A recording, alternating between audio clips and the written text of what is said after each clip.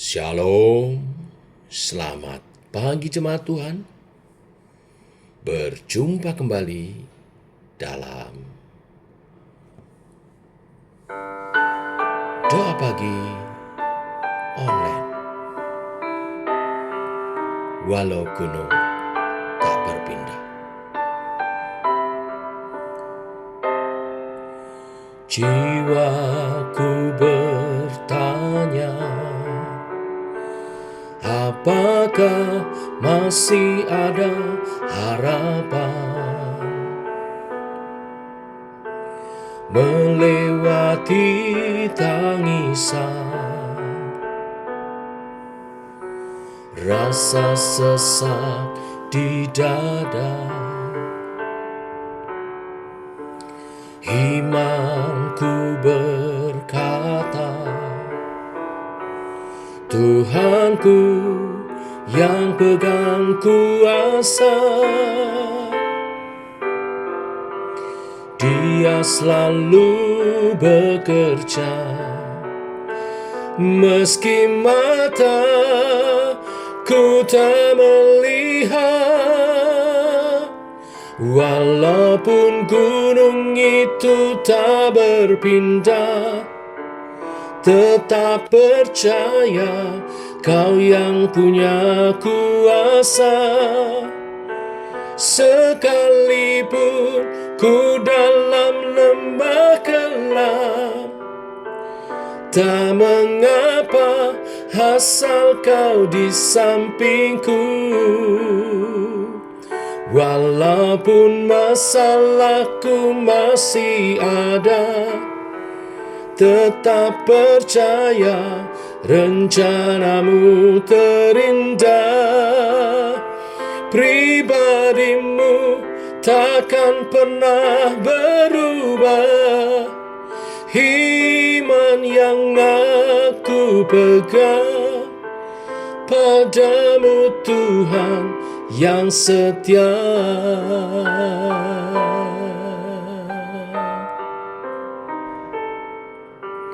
Imanku berkata,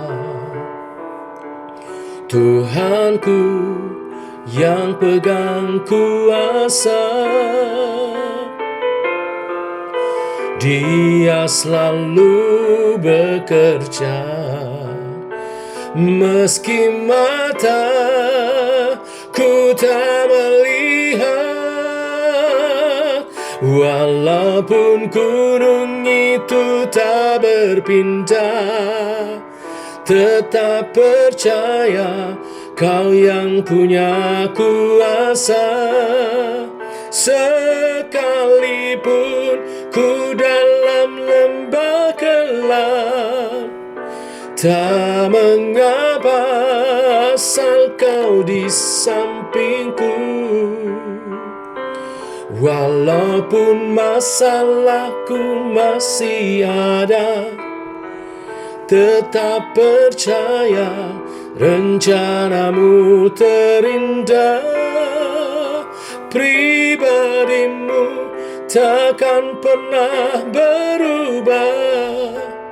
Iman yang aku pegang, padamu Tuhan yang setia.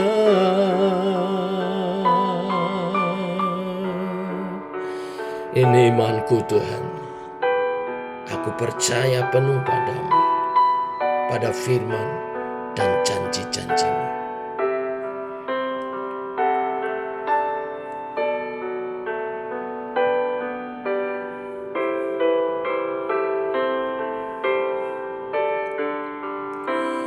Walaupun gunung itu tak berpindah, tetap percaya Kau yang punya kuasa.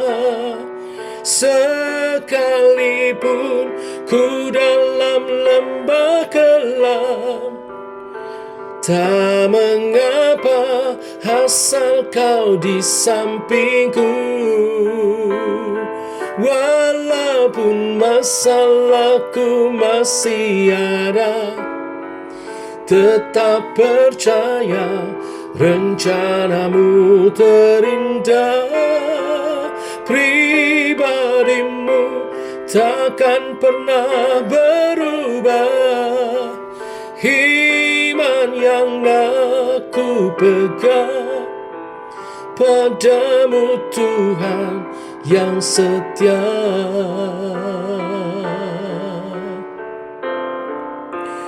Pribadimu takkan pernah berubah. Iman yang aku pegang padamu Tuhan yang setia.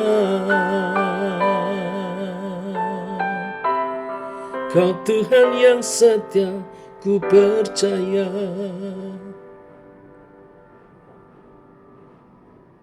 Tiba waktunya untuk kami merenungkan firman-Mu. Firman-Mu lah suluh dan terang bagi jalan kami. Berfirman Tuhan, terangi jalan kami, tuntun langkah kami. Dalam nama Tuhan Yesus Kristus. Amin. Bapak Ibu, kita lanjutkan renungan firman pada pagi hari ini. Matius 26 ayat 36 sampai 46. Yesus di Taman Getsemani. Demikian firman Tuhan. Maka sampailah Yesus bersama-sama murid-muridnya itu ke suatu tempat yang bernama Getsemani. Lalu ia berkata kepada murid-muridnya, "Duduklah di sini sementara aku pergi ke sana untuk berdoa." Dan ia membawa Petrus dan kedua anak Zebedeus sertanya. Maka mulailah ia merasa sedih dan gentar. Lalu katanya kepada mereka, "Hatiku sangat sedih seperti mau mati rasanya. Tinggallah di sini dan berjaga-jagalah dengan aku." Maka ia maju sedikit lalu sujud dan berdoa katanya, "Ya Bapakku, jikalau sekiranya mungkin, biarlah cawan ini lalu daripadaku. Tetapi janganlah seperti yang kukehendaki, melainkan seperti yang Engkau kehendaki." Setelah itu ia kembali kepada murid-muridnya itu dan mendapati mereka sedang tidur. Dan ia berkata kepada Petrus, "Tidakkah kamu sanggup berjaga-jaga 1 jam dengan aku? Berjaga-jagalah dan berdoalah, supaya kamu jangan jatuh ke dalam pencobaan. Roh memang penurut, tetapi daging lemah." Lalu ia pergi untuk kedua kalinya dan berdoa katanya, "Ya Bapakku, jikalau cawan ini tidak mungkin lalu, kecuali apabila aku meminumnya, jadilah kehendak-Mu."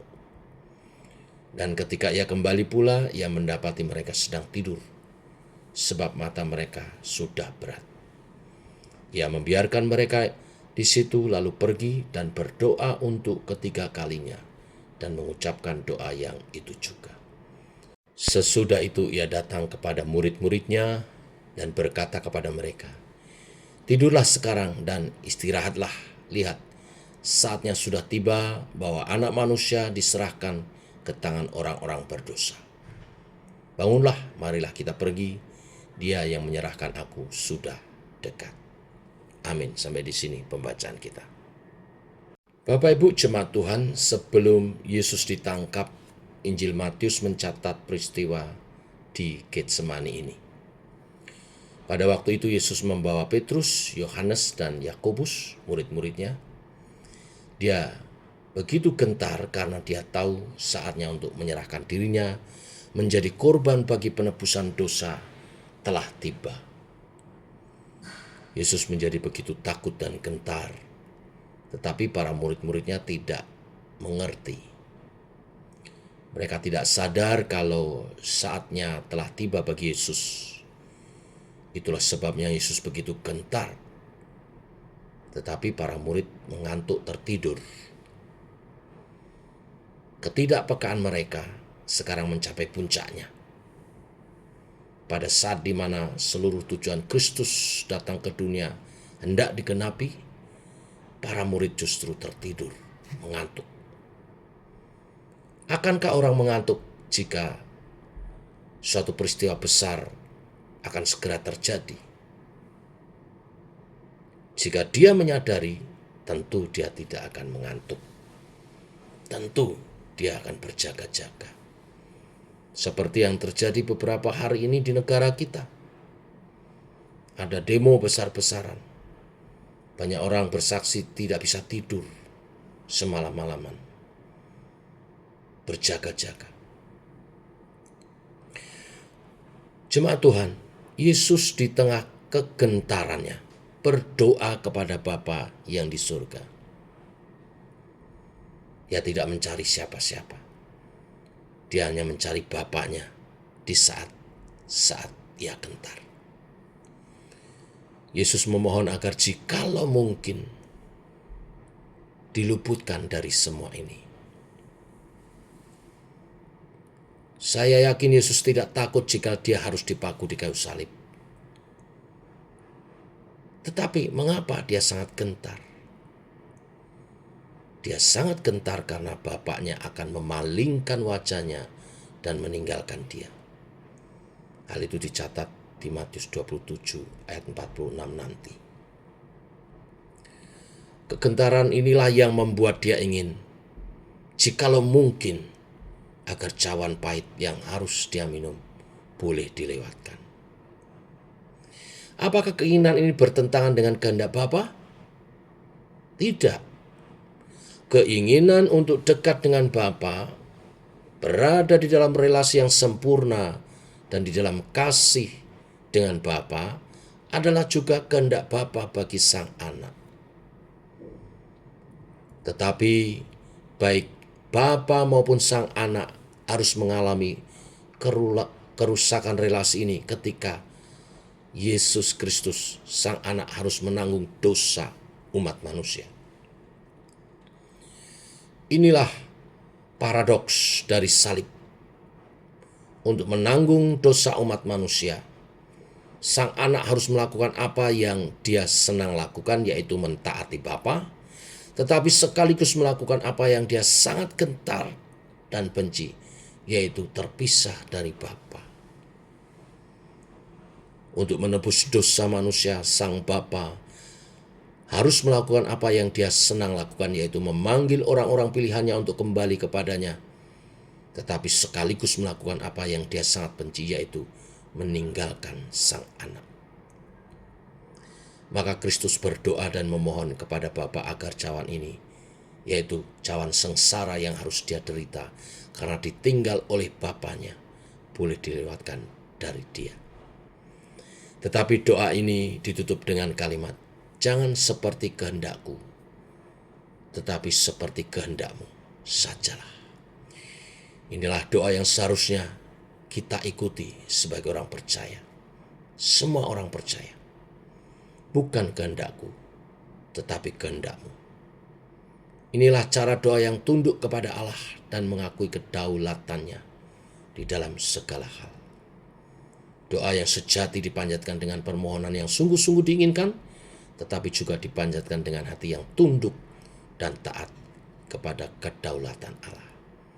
Doa yang penuh permohonan dan harapan untuk didengar, tetapi juga penuh dengan kerelaan untuk menjalankan apa yang Allah inginkan, bukan yang diri inginkan. Bapak Ibu, dari kisah doa Tuhan Yesus di Taman Getsemani bersama murid-muridnya, saya mengambil 3 berkat rohani. Yang pertama, dalam menghadapi kegentaran yang menakutkan, yang terbaik bagi setiap kita adalah mencari Tuhan dalam doa-doa kita. Dan doa korporat, doa bersama-sama, sangat lebih baik daripada doa seorang diri. Sebenarnya Tuhan Yesus mengajak murid-muridnya untuk menemani dia. Kalau Tuhan Yesus butuh ditemani, apalagi kita. Tetapi karena murid-muridnya tidak mengerti benar pergumulan Yesus, maka mereka tertidur. Tidak seperti Tuhan Yesus berjaga-jaga. Tetapi yang saya mau tekankan, saat menghadapi kegentaran yang menakutkan, yang kita harus lakukan adalah datang kepada Bapa berdoa. Dan doa korporat sangat baik karena kita akan saling menguatkan. Yang kedua, dari kisah ini kita belajar tentang biarlah kita selalu mempertahankan, menjaga relasi dengan Bapa dengan cara apapun. Seperti Tuhan Yesus, kegentarannya itu karena mau terpisah, karena Bapa mau memalingkan mukanya. Itu artinya Yesus sangat menghargai keterkaitannya dengan Bapanya, hubungannya dengan Bapanya, kedekatannya dengan Bapanya. Yang terbaik, ternilai, tertinggi nilainya bagi Yesus adalah hubungannya dengan Bapa. Bagaimana dengan kita? Apakah kita membutuhkan hubungan dengan Bapa ini seperti Yesus dengan Bapanya? Apakah kita takut dan gentar kalau kita terpisah dari Bapa? Oleh sebab itu kita menjaga ibadah kita menjaga keintiman kita dengan Bapa, kita menjaga hubungan kita sepenuhnya dengan Bapa. Laguku terhubung denganmu dilatar belakangi dengan suasana yang sama. Ketakutan bila terpisah dari Tuhan, karena bila seseorang percaya terpisah dari Tuhannya, maka terpisah dari perlindungan, penyertaan, pertolongan, dan kasih kuasa Tuhan. Oleh sebab itu mari kita jaga sedemikian rupa keterkaitan kita dengan Bapa, hubungan kita dengan Bapa, persekutuan kita dengan Tuhan. Yang ketiga dari kisah ini kita belajar tentang mengutamakan kehendak Bapa di atas kehendak diri. Saat kita berdoa, kita punya keinginan-keinginan, kerinduan-kerinduan. Tapi beranikah setiap kita berdoa, kita akhiri dengan kehendak-Mu Bapa, terjadilah. Karena kehendak-Mu lah yang terbaik bagiku. Maka selain kita berdoa, kita terus belajar mengerti, ingin mengerti, menggali kebenaran firman-Nya sehingga kita mengerti kehendak Bapa. Mengerti kehendak hatinya, apa yang menyenangkan hatinya. Sehingga doa-doa kita, permohonan-permohonan kita adalah permohonan-permohonan yang merupakan kerinduan Bapa, kehendak Bapa atas diri kita. Yesus tahu apa yang akan terjadi di depannya. Kehendak diri tentu ingin lalu dari cawan sengsara itu. Tetapi kehendak Bapa, Yesus harus meminumnya, menerima cawan murka Tuhan, hukuman yang harus dia tanggung sebagai bagian dari penebusan dosa umat manusia atas karya di kayu salib. Biarlah kebenaran firman hari ini memperteguh iman percaya kita saat situasi menggetarkan hati dan mendatangkan ketakutan. Yang terbaik adalah datang kepada Tuhan dan berdoa. Berdoa secara korporat lebih baik karena kita akan saling menguatkan. Yang kedua, biarlah kita menjaga hubungan persekutuan kita dengan Tuhan sedemikian rupa. Dan mementingkan hal ini lebih bernilai dari apapun. Daud berkata, lebih baik satu hari di pelataran-Mu, di pelataran Tuhan, di hadirat Tuhan, daripada 1000 hari di tempat lain. Itu artinya Daud selalu mencari hadirat Tuhan. Selalu merindukan dekat pada Tuhan. Kesedihannya saat dia harus dalam pelarian adalah jauh dari bait Allah. Dan yang terakhir, biarlah kita belajar mengutamakan kehendak Tuhan lebih dari kehendak kita. Amin. Mari kita berdoa. Bapa, kami mengucap syukur oleh kasih dan anugerah-Mu, rahmat-Mu baru. Bila kebenaran-kebenaran firman-Mu hari ini digenapi atas kehidupan kami. Tuntun langkah kami sepanjang hari ini memuliakan nama-Mu. dalam nama Tuhan Yesus Kristus. Amin. Demikian Bapak Ibu doa pagi kita. Selamat pagi. Shalom.